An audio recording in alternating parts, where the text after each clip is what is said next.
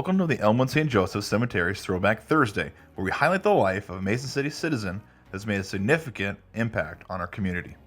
This week we feature A.F. Arroyo.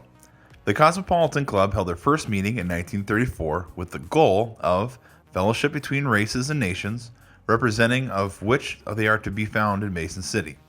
For the first meeting, 75 members were present, representing 7 different nations and 2 races. Mason City had members from 30 nationalities, and the club would exclude nobody due to racial differences. A.F. Arroyo was selected as the Cosmopolitan Club president at the second meeting. He and his wife Carmen presented programs about Mexican culture and taught Mexican cooking through the Cosmopolitan Club. The club goal was education and communication.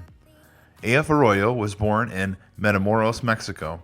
Arriving in Mason City in 1930, he continued to remain in contact with relatives in Mexico and kept abreast of the local, political, and economic situations in Mexico by reading Mexican newspapers.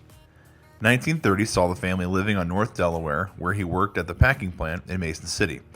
In 1940, the family was living by East Park in the home that they owned. A.F. Arroyo was the janitor at the Methodist Episcopal Church and had completed his first citizenship papers.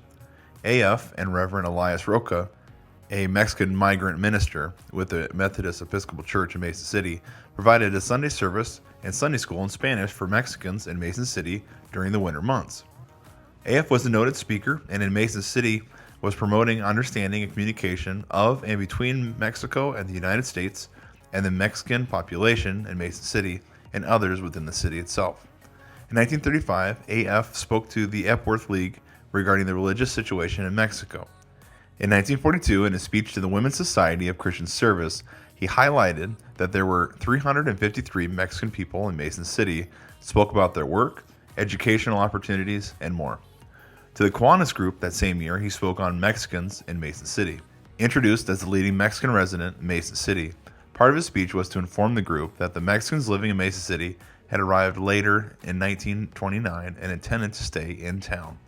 They now consider themselves Americans, he mentioned, and do not consider themselves part of the country south of the Rio Grande.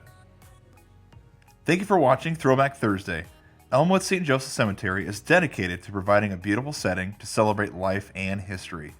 For more videos or information about our cemetery, check out our YouTube or Facebook pages by using the link in the description below.